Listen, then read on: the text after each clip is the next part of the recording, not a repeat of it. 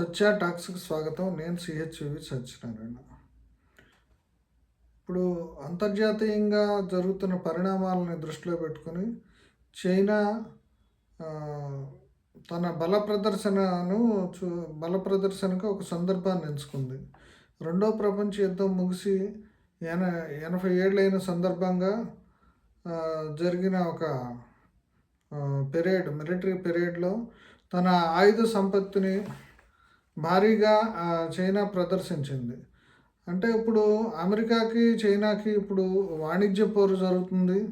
అంతేకాకుండా ఇప్పుడు టెక్నాలజికల్గా కానీ లేకపోతే డిఫెన్స్ రంగంలో కానీ ఇప్పుడు దాదాపుగా అమెరికాతోటి లేదంటే అమెరికాని మించిన శక్తి సామర్థ్యాలని చైనా చైనా పొందింది అనేది అందరూ అనుకుంటున్నారు.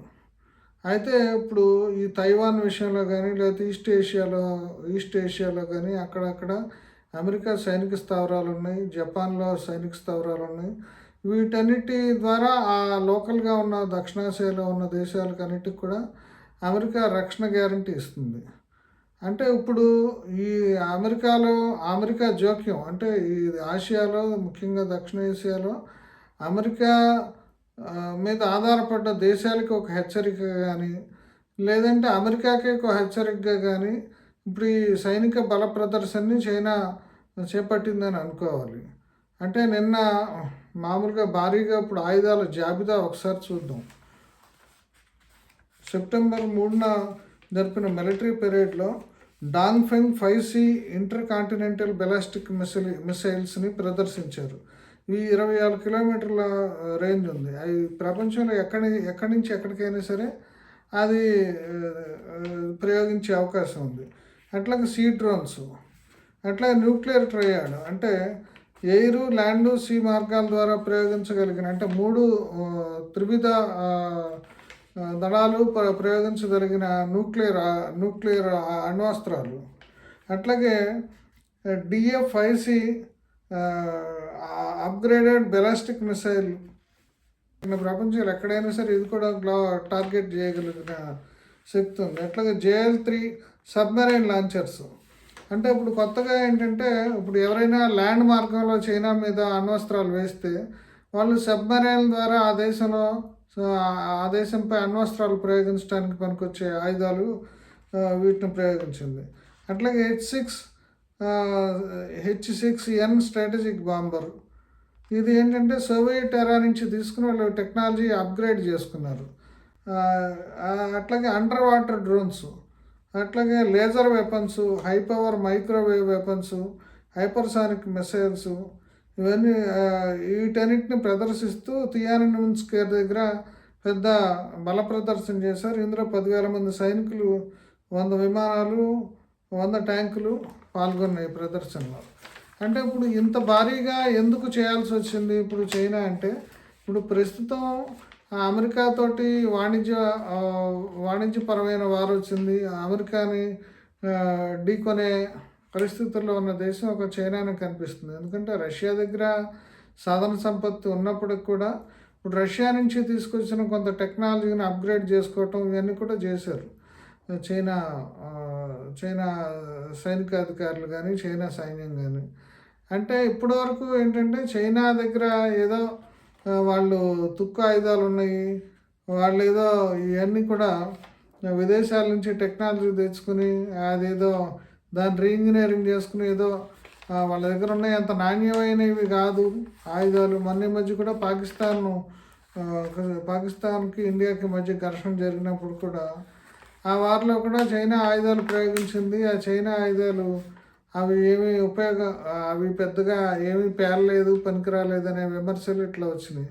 అంతేకాకుండా చైనా టెక్నాలజీ మీద ఇప్పుడంటే అమెరికా టెక్నాలజీ ప్రపంచవ్యాప్తంగా డిఫెన్స్ టెక్నాలజీ అమెరికా, ఇజ్రాయెల్ ఈ దేశాలకి ఒక గుర్తింపు వచ్చింది.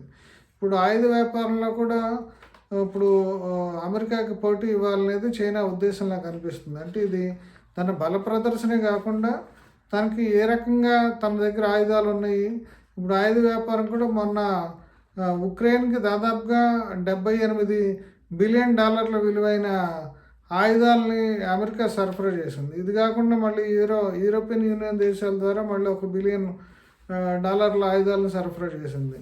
ఇప్పుడు ఉక్రెయిన్ లాంటి దేశం, రష్యా లాంటి ఒక అగ్రరాజ్యాన్ని ఉక్రెయిన్ వణికిస్తుందంటే వాళ్ళు డ్రోన్ టెక్నాలజీని బాగా డెవలప్ చేశారు. అంటే గతంలో భారీగా మనకి ట్యాంకులు ఇట్లాంటి ఇవి వెపన్స్ అవసరం అయ్యే అవకాశం ఉండేది. ఇప్పుడంత భారీగా కాకుండా కేవలం డ్రోన్స్ తోటే, రకరకాల డ్రోన్స్ తోటి ఇప్పుడు ఆ డ్రోన్స్ని మాడిఫై చేసి టెక్నాలజీని అభివృద్ధి చేయడంలో ఉక్రెయిన్ బాగా డెవలప్ అయింది. వాళ్ళు ఇప్పుడు రష్యాకి వాళ్ళు చాలా ఈ డ్రోన్స్ ద్వారా సవాలు విసురుతున్నారు. అట్లాగే అదే బాటలో ఇప్పుడు చైనా కూడా డ్రోన్స్ టెక్నాలజీని డెవలప్ చేస్తుంది.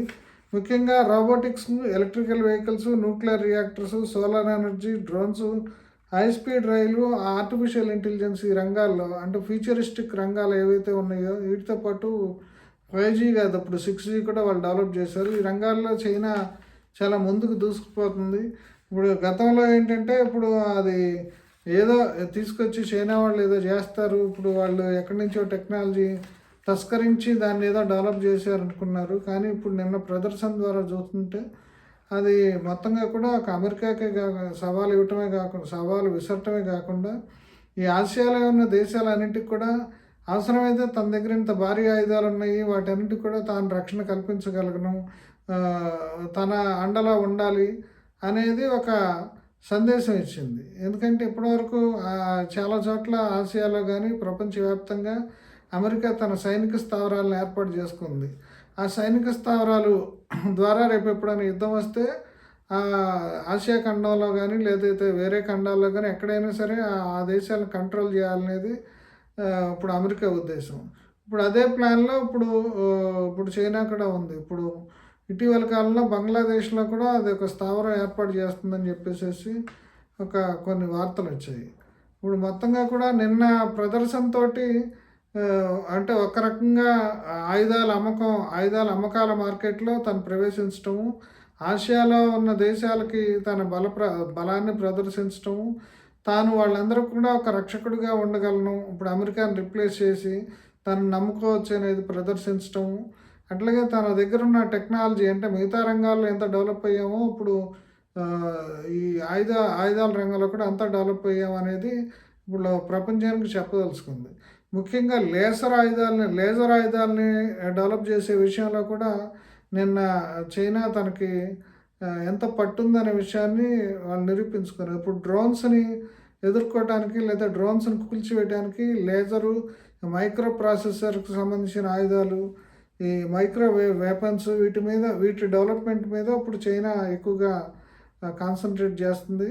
ఖచ్చితంగా ఈ చైనా బల ప్రదర్శన వల్ల ఇప్పుడు అసలు ఈ ఆసియాలోనే కాదు మొత్తం ప్రపంచవ్యాప్తంగా అసలు ఎవరి క్యాపబిలిటీ ఏంటి, ఇప్పుడు బలాబలాలకు సంబంధించి కొత్త అంచనాలు వచ్చే అవకాశం ఉంది.